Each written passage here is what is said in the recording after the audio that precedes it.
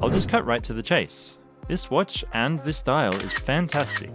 In a sea of GADA watches, it might just be one of the best under $500.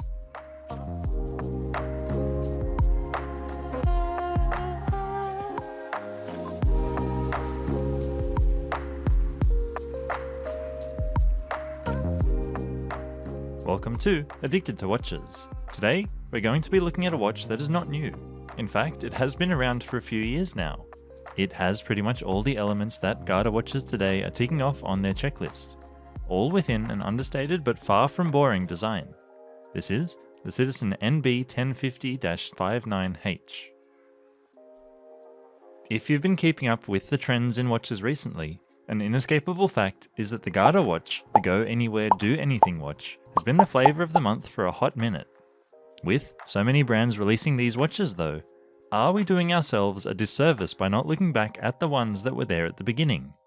And are we missing out on one of potentially the best options out there? Before we get too far ahead of ourselves, just what is a GADA watch, and why are they so popular? They are watches that can go anywhere and do anything. In order to do that, they must have a versatile design that can be dressed up as well as down. Something practical and stylish, but also durable and reliable. Generally, they will be clean, legible three-handers, usually with a date, have some decent water resistance, some lume, sit in the 38 to 41mm case size range, and strike a good balance between dressy and sporty. They have that kind of all-in-one appeal. As collectors, we might not ever have that true one-watch collection, but it is nice to know we have something that could be, if we needed it to.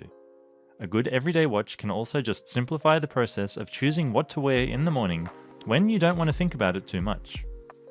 You can find watches like these from both major and micro brands across a whole range of prices. At the more entry level, there are watches like the Seiko 5 SRPE 61, the Citizen Suyosa. You can get into the mid-range with this NB1050, a Seiko Baby or full-sized Alpinus, an Erebus Ascent, a Hamilton Khaki, a Tissot PRX, Montenoble and many others.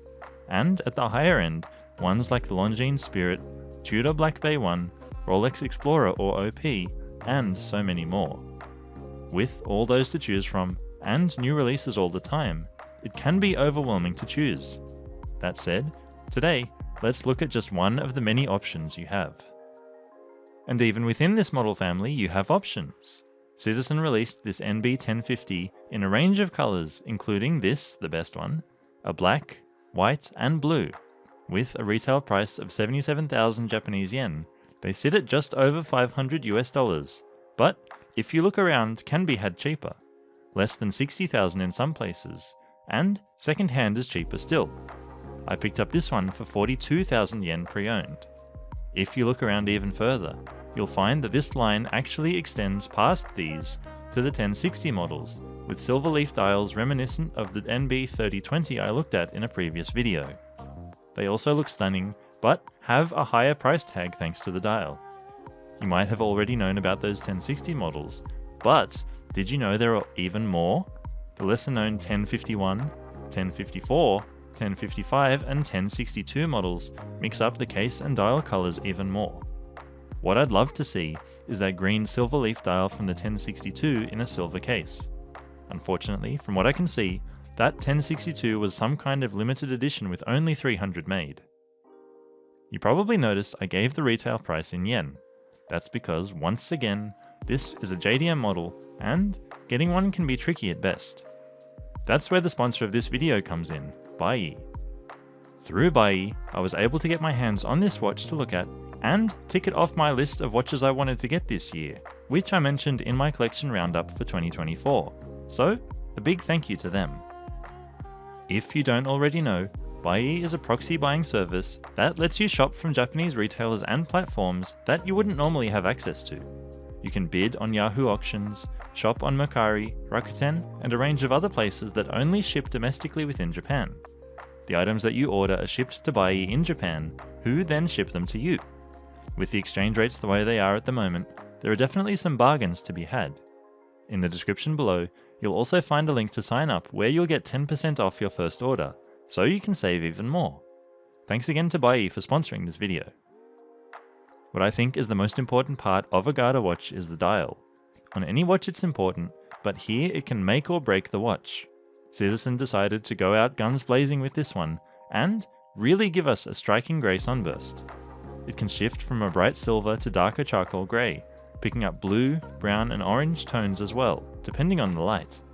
Plain and simple, it's a gorgeous dial colour, and one that not many brands seem to do.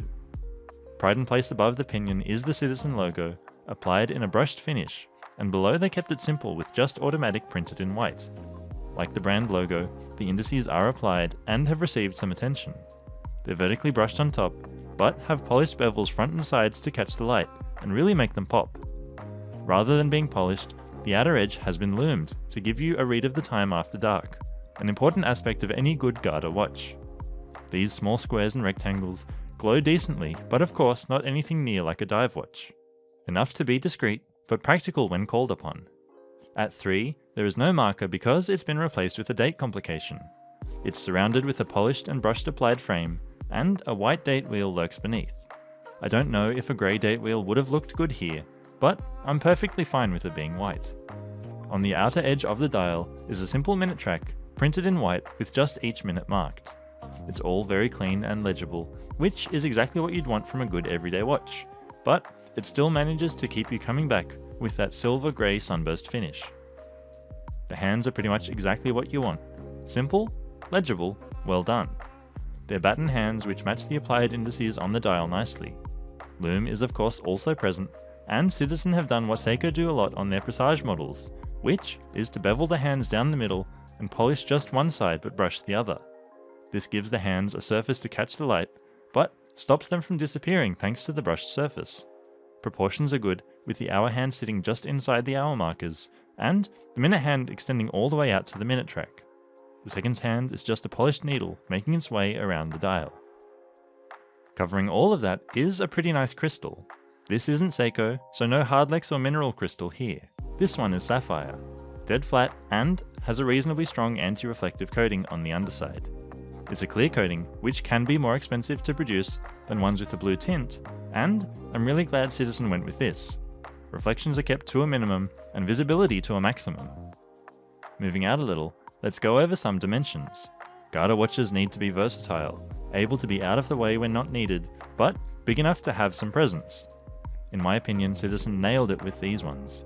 Across the case we've got a diameter of 38.2mm, a real sweet spot for me.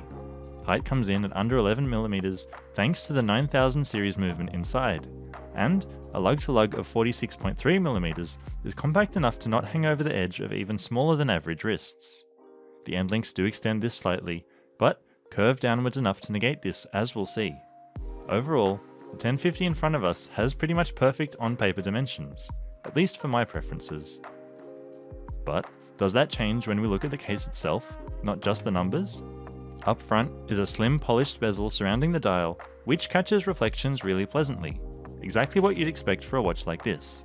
What we can also see is some fairly angular lugs with brushed tops extending out from the case. On the inside of the lugs is just a sliver of polishing that accentuates them nicely. These are complemented by a pretty substantial polished bevel running from lug tip to tip, before transitioning into a mid-case that has been horizontally brushed. Overall, this design feels a bit to me like a hybrid of some Grand Seiko cases. Maybe not in terms of the level of finishing, which by the way is by no means lacking here, but the lines and sweeping curves running along the case. Turning the watch to the side, and we're presented with a polished crown that does not screw down, but does handwind the movement. That movement, which I alluded to earlier, is a 9000 series movement, specifically the 9011, and is visible through the display caseback. This is basically the Citizen version of the 9015 Miyota movement. Think Seiko 4R35 versus NH35, but Citizen. It has a higher beat rate than the Seiko though, at 8 times per second or 4 Hz. It hacks, hand winds, has a power reserve of about 42 hours, and is generally a slimmer movement than the equivalent Seiko, which allows for the case of this watch to come in at that sub 11mm height. It has some decoration in the form of striping on the plates and bridges, as well as a signed skeletonized rotor. Around that caseback are a couple of the other specs of the watch, including the Duratec coating that the steel has received to increase hardness and resist scratches. as well as the 10 bar or 100 meter water resistance, an essential element to a good GADA watch. One last thing to cover is the bracelet. It's a solid 3-piece link with solid male end links and suits the watch nicely. Those male end links do extend the effective lug-to-lug to 51.8mm, but because they curve down so dramatically, it doesn't wear like it has an almost 52mm lug-to-lug. The top surface of the links are fully brushed, while the sides are polished. Unfortunately, Citizen went with an unconventional lug width of 19mm. While it does look good in the overall proportions of the watch, it makes alternate straps less readily available. It tapers slightly to 17.7mm by the time it reaches the clasp, which has been stamped with the Citizen logo on the outer shell. That outer shell is just pressed, however the inner section is milled. Unfortunately, the clasp only has 2 positions for micro adjustment, and the links are quite a bit longer, so getting a perfect fit could be hit or miss. For me, it was unfortunately a miss, so I wear it a little loose and just push it a bit further up my arm. With that out of the way, let's get it on wrist and see how it wears. The compact sizes and sweeping curves of the case really help this watch to wear so nicely on my just under 7-inch wrist. Turning my wrist, that sunburst dial is in full effect, looking almost white one second and charcoal grey the next. It's not to be outdone by the polished bevels on the case and indices though. The balance of brushing and polishing is spot on, and even though it does catch so much light, it still retains an understated element. Unfortunately, I didn't happen to have any 19mm straps around, but I'm more than happy with this bracelet, and even if I had something to switch it to, I'm 99% sure I'd change back to this. Now, no watch is perfect, and there are a couple of things I'd change about this one. Nothing major, as it's already pretty obvious I'm a big fan of this watch. The crown. Okay, I don't really care, but you probably do. It doesn't screw down and it's unsigned. Sure, it would be nice to give a bit more peace of mind in terms of water resistance, but hardly a deal breaker if you ask me.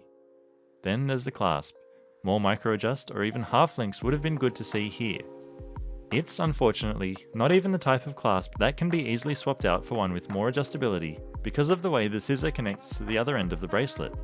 And finally that bracelet. 19mm works proportionally, but surely a similar look could have been achieved with some instant taper from a 20mm lug width, making it much more versatile when it comes to straps. If you're like me and not going to take it off the bracelet however, this isn't so much of an issue. One final thing is the availability, being a JDM model. However, you can get around that with this video's sponsor by E. Thanks again to them for making this video happen. Don't forget to check the video description for that 10% discount on your first order. And there it is, a very solid contender for your next GADA watch. It's got the looks, the specs, the style, and the price tag. To be honest, I'm not a big fan of the term GADA, no matter how many times I've said it in this video. Back in my day, it was just called an everyday watch, a watch you can wear every day. I can confidently say, if there was a watch in my collection that I had to wear every day, there's a very good chance I'd be wearing this one. What do you think about this watch? Have you got one of these 1050s in your collection? Is it your first time seeing this range from Citizen? Would you pick a different watch as your everyday watch? Let me know in the comments, and I'll see you next time.